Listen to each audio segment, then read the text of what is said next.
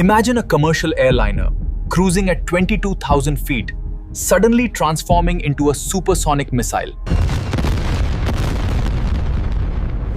It wasn't an engine failure, and it wasn't a mechanical glitch. As the jet raced toward the Earth at 1,000 miles per hour, the cockpit recorders captured 3 haunting words. I am the problem. There's a problem, Captain! What's the problem? I'm the problem. How did a petty $69 grudge lead to the total obliteration of 43 lives? Today, we uncover the chilling true story of Pacific Southwest Airlines Flight 1771.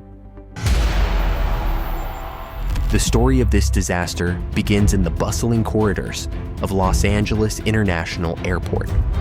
It is December 7th, 1987. Passengers are making their way through security for a short, routine trip to San Francisco Pacific Southwest. Airlines Flight 1771 is a beloved regional carrier operating a quiet, 4-engine British Aerospace commuter jet.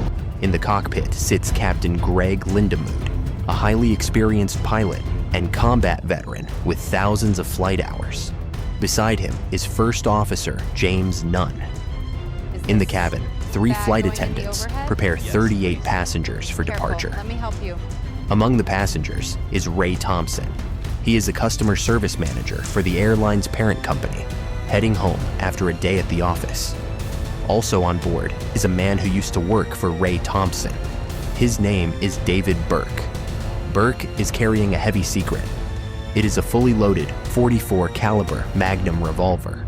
He has walked right past the passenger security checkpoints. He did not sneak through the shadows.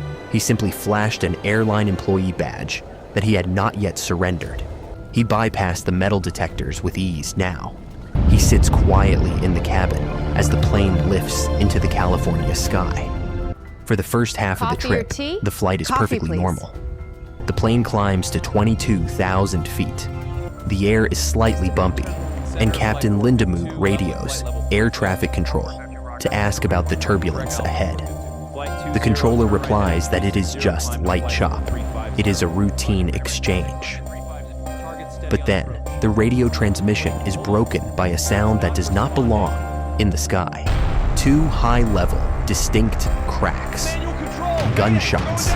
The controller listens in stunned disbelief. Moments later, the pilot's voice comes back on the radio, declaring an emergency and reporting that a gun has been fired on board. The controller asks if the crew wants to divert to Monterey. There is no answer.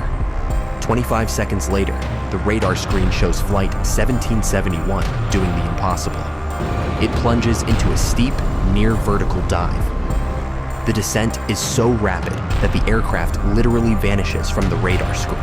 Witnesses on the ground look up to see an intact airplane racing toward the Earth. There is no fire. There is no smoke. Just a horrific nose-down plunge. Then, a catastrophic impact. 43 lives are extinguished in a fraction of a second. When crash investigators arrive at the scene, they are met with the worst destruction they have ever witnessed. The standard protocol of laying out the wreckage to reconstruct the aircraft is utterly useless here. The plane has been reduced to tiny, jagged fragments, but the investigators know what they must find. The black boxes, the flight data recorder, and the cockpit voice recorder are the only witnesses left. After hours of agonizing search through the scorched earth, they find them both boxes are heavily damaged. The titanium casing of the voice recorder is crushed, bent inward by the immense pressure of the crash. It is rushed to a laboratory in Washington. Against all odds, the magnetic audio tape inside is intact. Investigators press play. They hear the mundane chatter about turbulence. They hear the steady hum of the engines. Then, the reality of the horror unfolds. They hear the lavatory door open and close. They hear 2 muffled gunshots from the passenger cabin. They hear the cockpit door swing open. A panicked flight attendant rushes in. Her voice is filled with dread. She tells the captain they have a problem. The captain asks, what kind of problem? A male voice answers from the doorway. He says 3 words that will haunt aviation history. I am the problem. 3 more deafening shots ring out in the confined space of the cockpit. The recording captures the sound of the plane pitching violently downward. Windscreen noise steadily increases as the jet accelerates toward the earth. A few seconds later, a final 6th gunshot is fired. Then, a terrifying silence before the tape ends. The investigators now know they are dealing with a mass murder. The FBI joins the site, searching for a needle in a shattered haystack. They need the murder Check weapon. this fragment. Scouring the blasted hillside, an agent spots a piece of heavy metal. It is the barrel of a .44 Magnum revolver. Nearby, they find the cylinder. It contains 6 spent shell casings. The heavy steel frame of the gun was torn apart by the impact, but incredibly, fracture pattern. lodged It's not tightly from impact, within the trigger it's guard cut. is a This changes severed everything. I piece need to of a report human this. finger. The killer was still holding the weapon, his finger pressed against the trigger at the exact moment the plane hit the ground. Yet the most chilling piece of evidence is not the gun. It is found blowing softly in the wind amid the wreckage. A standard airline air sickness bag. Written on it is a handwritten note. It reads, "Hi Ray. I think it is sort of ironical that we ended up like this. I asked for some leniency for my family. Remember? Well, I got none, and you will get none." The FBI extracts a fingerprint from the severed digit. It matches an employee prints record. match. The killer is David Burke. To understand connects the him to the massacre, airline. investigators Look, the look dates deep match his into the travel. life of the His man past is holding the darker than we gun. thought. David Burke was an airline employee with a troubled past. He had been suspected of smuggling narcotics through the airline network, though never officially charged. But his final downfall was not a grand criminal enterprise. It was the petty theft of $69. He had been caught on a hidden camera stealing money from the in-flight cocktail receipts. For this crime, he was fired by his supervisor, Ray Thompson. On the morning of December 7th, he attended an appeal hearing to beg for his job back. Ray Thompson denied the appeal. The decision was final. As Burke left the office, a secretary told him to have a nice day. Burke turned to her and coldly replied that he intended to have a very good day. He kept his airline credentials. This fatal oversight gave a desperate, vengeful man the keys to the kingdom. He knew Ray Thompson would be taking flight 1771 home that afternoon. He went to the airport, bypassed the metal detectors using his badge, and carried the borrowed hand cannon onto the plane. He sat directly behind his former boss. He waited until the plane was miles above the earth. Meanwhile, NTSB technicians in Washington are trying to decode the shattered flight data recorder. The internal magazine was crushed. The tape was completely torn from the machine. But technicians find a miracle. A tiny 6-inch fragment of magnetic tape has survived around the recording heads. They painstakingly decode this small strip. It yields exactly 6 seconds of data. Those 6 seconds reveal a horrifying truth. The aircraft had no mechanical failure. All 4 engines were running at full cruise power. The control column had been deliberately pushed all the way forward.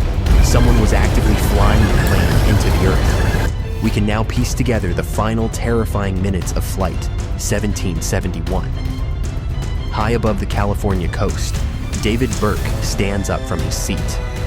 He writes his final message of vengeance on the air sickness bag. So, He drops the note onto Ray Thompson's lap. what is this? He steps into the lavatory, perhaps to draw the weapon, perhaps to give Thompson just enough time to read the words, to realize what is about to happen.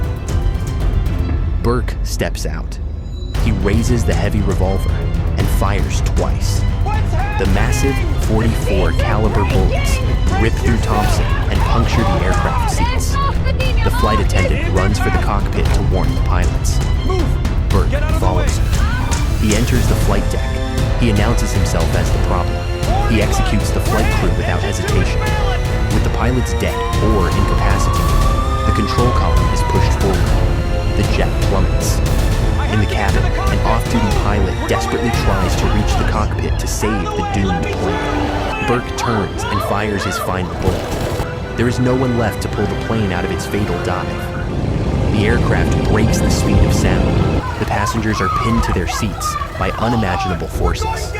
They fall for 2 long, agonizing minutes. 43 people were erased from the world because of a $69 grudge. The shockwaves of David Burke's revenge tore through the aviation industry. Laws were immediately changed. Airline employees could no longer bypass security. Badges had to be seized the moment an employee was terminated. The glaring loopholes that allowed a man to carry a loaded Magnum onto a commuter jet were permanently closed. But these changes were paid for with the lives of innocent passengers, dedicated pilots, and hard-working crew members. They were collateral damage in a private war they knew nothing about. The crater in the Santa Lucia Mountains has long since healed over. A granite and bronze marker now honors the victims in a quiet memorial park. But the echo of that flight remains.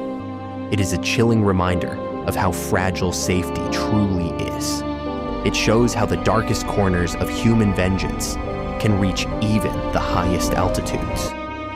One man walked onto a plane with a heart full of rage and pulled 42 innocent souls down from the sky.